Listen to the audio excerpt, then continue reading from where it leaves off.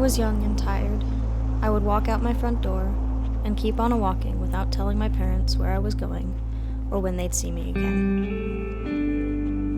I wasn't off to drink or do drugs. I wasn't the type for such things. It wasn't that I didn't like my parents, or even that I thought they didn't get me, or any other antiquated piece of teenage angst.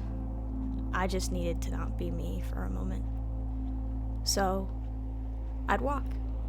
I'd walk the 2.5 blocks to Valley Drive, walk the small gangplank over the irrigation ditch and alongside the large empty field on the south side of Iowa Avenue. I'd cross the street next to my old elementary school and find myself on the green belt that ran along what we co-opted as Wilson's Creek. Sounds much more fanciful than Wilson Drain Ditch. I'd walk down the belt, pop out the other side at West Florida Ave, and cut across to Midland. I'd walk for hours and hours, thinking my thoughts, kicking rocks, trying to give up my ghosts for a moment. I hated this town, everything it stood for.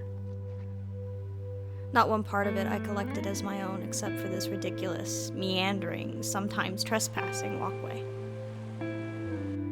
And I collect it gladly.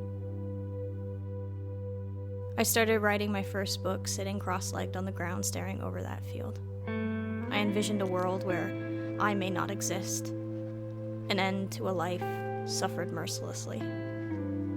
I said goodbye to my childhood, observing the creek's slow-moving waters, and years later spent in therapy, I said goodbye to my self-harming rage.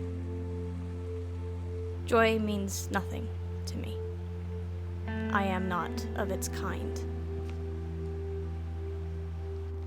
I can take it, and I can let it go. It's fanciful and flighty and vapid to me. So I cannot say that my urban trail ever sparked joy. But it gave me silence. It gave me solace and peace and rage. It let me rail against the pressing changes of my world, and it lent me the option of becoming nothing and no one at all. To be another wanderer in the woods and, years later, to find my way out.